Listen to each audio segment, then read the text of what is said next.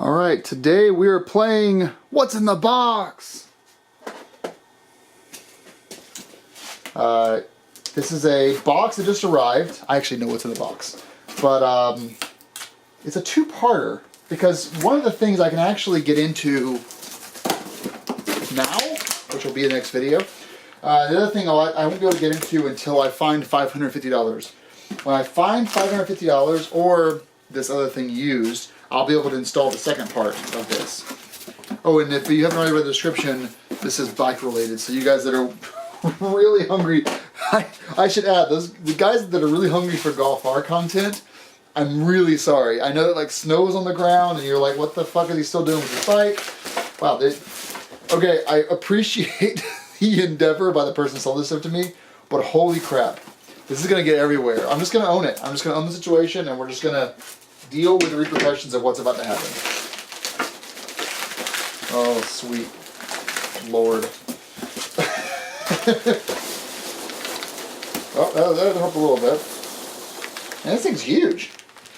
This thing is massive. What's in the box? What's in the box? What's in the box? Anything else in here? We're going in. I really don't think so. Mom, are you proud of me? Yeah, I think this is it for the box. Wow. I have enough packing peanuts, though, to last me at least 6 weeks of packing peanuts. Because you can eat these, you know that they're biodegradable. You can actually eat them, they melt in your mouth. They're made from like corn or rice or something. Well, this may not be the rice-based ones, but I think it is. So if you want a box of random packing peanuts, let me know, I'll mail them to you. Shipping not included. Okay, what's in the box? You guys probably already know what this is. If you were to guess, if you were still in frame, if you were to guess what is in the box, zoom in there for you guys. You know, it's weird. I'm on the Lumix, the DMC LX1. It's LX1, I think. It only records 4K at 30, and I'm always concerned that like people are gonna be happy with the resolution. It turns out the LX1 actually just shows this really bad color quality. So the iPhone and the GoPro Hero 6 have way better color quality than the DMC LX1. And sorry for geeking out there. And also the iPhone obviously has optical image stabilization where the GoPro is digital and this has no image stabilization. So this thing is great for the tripod setup, but really, I think we'll look back in 10 years and the video's going to look very good. Alright.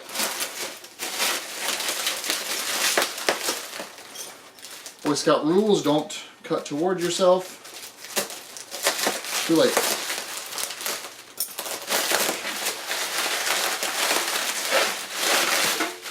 Now, for those of you following along at home, I think I paid $350 for this whole kit. This thing is huge. It's massive. Oh, you know, I wish the carrier plates were also black. That's kind of disappointing. Whew. Alright. Are we in frame? Oh, kind of. This is the AltRider black, powder-coated black skid plate for the GS Adventure. It has a spot for a lot of these, including the stock skid plate. You have to remove it to change the oil. This is an oil dropper, although the guy was telling me that, truthfully, it's still, oil kind of gets in here anyway, so you end up having to remove it anyway if you're really a attention to detail kind of person. It looks good though. You know, he was saying that it's just some surface marks from when he was doing the install. You've got some inside scratches here from where the engine was actually rubbed against it he was doing the install. But it never got taken off road, so there's no scratches on the bottom. Really heavy duty weld. It's like formed, it's formed into the shape that you would need, which is really, really cool. This looks great, I like it.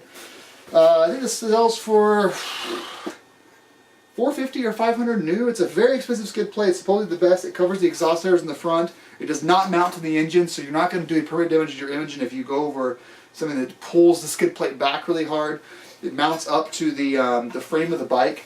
And I believe this goes back to the catalytic converter, and which is great. It covers the cat up, which I've had some sketches where I've actively scratched the cat when I'm doing some off-roading. He did say that the bolts were all brand new from AltRider, so he got them to mail him a new kit of bolts. And then these are the carriers for the side. Now, the reason why this isn't getting installed tonight, although I'd really like to, is, maybe I should, is because these are actually designed, these carriers here are designed to marry up to the AltRider crash bars, lower crash bars, which I'm going to get next. And basically, when you're reading the PDF for these install versus the CrashRider install, crash bar install, they both reference the fact that if you have the skid plate or if you have the crash bar, do these steps differently. Use Loctite and that kind of thing. So I'm thinking I'd rather do the skid plate and the crash bar install at the same time, so I'm not duplicating any steps and going back and making changes. But yeah, so these kind of go here like this. It mounts up the frame, very heavy duty, very exciting. I'm super stoked to get this thing installed, and I definitely scratched, didn't do any damage, but I definitely gave a number to my stock skid plate, and I like looks of the heavy duty. Then we have these guys here, which are the AltRider engine guards. The whole thing I paid $350 for everything. So these are $170 new, again used, very light actually. You know, one of the things I have with these, a lot of these Radiator guards is they are too wide, so you're getting the small pebbles are still getting in there, or they're too like meshy, so you're getting a lot of stuff stuck. These seem to be like they would get a lot of things stuck, but we'll have to see how that goes. But they're very light. I mean, I could definitely bend these things if I wanted to. Look good. There's no branding on them, no A's or anything on there. You've got, looks like 2 bolts per side. Is that right? Yeah, 2 bolts per side with the washer. We'll see how they go. Formerly I bought the Rally Radiator guards, but they weren't compatible with the 2017 without cutting into them, and I didn't want to cut anything. I wanted to just install something that was plug and play, and these are supposedly plug and play. I think I'm going to install these tonight, so the next video will be Radiator guards. I don't know if I should do this or not. Maybe I'll fool around with it and see if I want to do it. It does say you need Loctite, which I do have. I think I have all the Torxes that I'm going to need, the T50, the T25, various triple squares. I think everything I need. I just don't want to take this thing off to install the crash bars, and I think if I have to, I'll probably just wait to do it until the crash bars come in, which will be in the next 4 weeks, roughly. Okay, that's all for now. Just a quick unboxing. Thanks for watching. As usual, check out the next videos coming tomorrow or the day after for the actual installs of these things. I think that was totally out of frame.